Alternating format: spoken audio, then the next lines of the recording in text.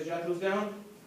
Check them here in a little bit. This will be our last slide that we have today. So our last bullet point that you guys need to write down, Paris and Marcus, is of course the one in blue. The bloodiest day of the war. No, I'm just gonna look at it. Nope, you don't have to. So, this one right here, Antietam, the bloodiest day of the war, September 17, 1862. We're gonna do a little bit more reading on that, but that's your only bullet point that you have to write down because it's in blue. Black are my talking points.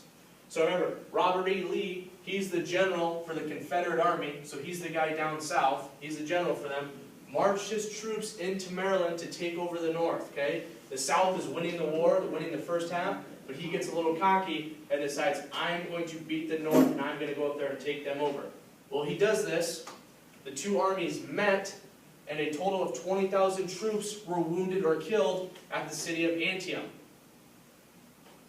The battle was actually considered a tie. Nobody won, nobody lost, but Lee lost a fourth of his army. So 20,000 people were killed. That doesn't just include his, that's everybody, but a fourth of his army was either wounded or killed. That's a huge blow, okay? It's a huge blow. This gave President Lincoln momentum, and he took advantage of it. Because this is one of the first battles the North actually wins. Well, like I said, it's a tie, but it's a moral victory for us. It's a win because we were getting our butts kicked the whole entire time up until this point. So with this tie, it kind of gave us this hope, and it kind of knocked Robert Lee down a few pegs.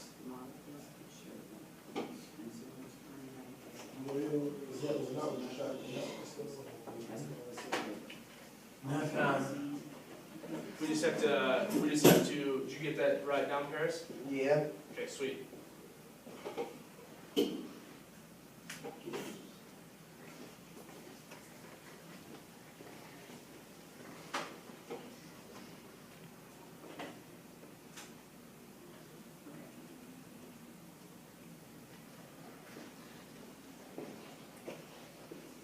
Johnny, you got it down? Okay, go ahead and close your notebooks, and I'll pick those up real quick because we are done with notes for today. Pick them up so I can hold on to them for you. Thank you very much. Thank you. You need to come back to it? Right next to it. Oh, okay, great. I only got one done. Where you at? Awesome. You sit right there. Do this up. Why are you on the internet? Huh? Why? You're whole big, dog. I know you just. So, here's what we're gonna do. What's your answer first? For one of these, you pick one that you want for the And then answer. you can, what did it prevent him from doing? You wouldn't find the answer. Getting things in, getting things out, right? So if you lived in the South, what would be something that you wanted to get in? Alright, so you find the answer for mom. Would you want to get maybe food in, maybe clothes in? So that would be a sentence you can write down.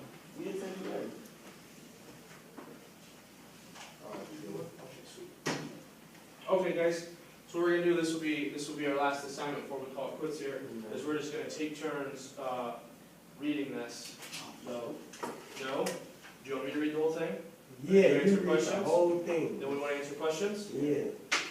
Okay, I can do that. Actually, Johnny, go ahead. Yeah, you gotta go. I was just looking at time. Go ahead and get out. We'll make this up. We'll make this up tomorrow. When you get there. All right. Let's put your name on it real quick. Marcus, go ahead and put your name on it. Your pen's on the ground there, buddy. All right, I will read this, and since Johnny, you're taking off, just go ahead. I'll get your stuff, buddy. Go. I don't want you to miss your cab. Grab a Gatorade. What you guys will do, you guys can work in groups if you need to, okay? So, follow along with me. The Battle of Antietam, or Sharpsburg is known as in the South, was the first of two invasions led by Lee into the northern states. In it, he faced General McClellan, the leader of the Union Army. Lee was in need of men and supplies and hoped to get them in Maryland. On the march into Maryland, he split his army. Half went to Harper's Ferry with Stonewall Jackson, while Lee led the others to passes around the South Mountain. McClellan had the good fortune of finding a copy of Lee's special orders detailing where he would be. But even that was not enough to guarantee him a victory. After seeing Lee's orders, he wrote to President Lincoln and told him he was going to go and get Lee. Then, oddly, he didn't. Perhaps his cautious nature suspected a trap. Perhaps he was still under the illusion that invading Confederate forces was much larger than it really was. After initial engagements in and around the pass of the South Mountain, the area became Union control. The much smaller Confederate force had already done their job. However, by delaying the Northern Army until Jackson's half of the army could get back to the main body, he returned with exhausted men and with supplies they had desperately needed. It also gave Lee time to choose his battlefield.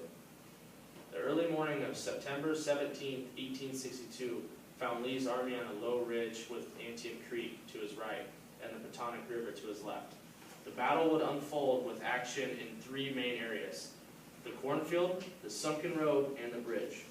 While artillery began firing as soon as it was light, it was especially bad at Miller's cornfield. The field was full of tall stalks, but the gunfire for it was so thick that most of it was cut off at the ground. The Confederates under General Jackson could hardly move for a full hour under such heavy fire until they were reinforced and were able to advance. Before long, the battle moved to include Dunkirk Church, where Union casualties were especially high. Confederate soldiers along the sunken road between two farms surprised a group of Union soldiers who were not where they were supposed to be. Soon, bitter fighting centered on that area. From 9:30 until 1 p.m., the Confederates held the road. Battlefield confusion and exhaustion finally brought fighting there to an end. So many had died there it was called Bloody Lane. While the Battle of Bloody Lane was going on, the Union General Burnside was trying to get his men over a bridge blocked by 400 entrenched soldiers from Georgia. The bridge went over an easily fordable stream, but he was determined to gain control of the crossing. It took them 3 hours to win the bridge, and they were close to a decisive victory for battle. Instead of pressing forward, Burnside and his men stopped to eat lunch. Marcus. By the time they were ready to go, Confederate reinforcements had arrived. They were pushed back again. In spite of having half the numbers of the Union Army, the Confederates lost almost no ground to the vicious fighting. At dark, both sides stopped fighting to rest for the night. McClellan could have called up reserves to finish the battle on the 18th, but he didn't. He chose instead to wait for more reserves to move up, and so he lost the opportunity to make a crushing blow. The lack of a clear victory, so desired by his superiors, caused them to replace him again in November. When fighting didn't resume on the 18th, Lee waited until dark before withdrawing his men to the other side of the Potomac. More men, approximately 23,000, died in that one day's battle in any other of the war. The battle had no clear winner, but because Lee withdrew first, it was a strategic victory for the Union. More was riding on the battle than just a win or a loss. France and England had been considering recognizing the Confederate. Flip the page for the last two sentences, guys. Flip those over. Marcus, flip your page over real quick. Marcus, flip page over. We ain't got no more 2 cents. Right here, top. What's up there? Government as legitimate. The loss made them choose to wait. The outcome also encouraged President Lincoln to issue the first drafts of the Emancipation Proclamation. Okay, you guys go ahead and get started with your 6 questions, or it looks like there's 7 questions on there. And if you need help, I will be more than willing to help you. So go ahead and get started with that. No. You two can work as a group if you want to push your desks together to help.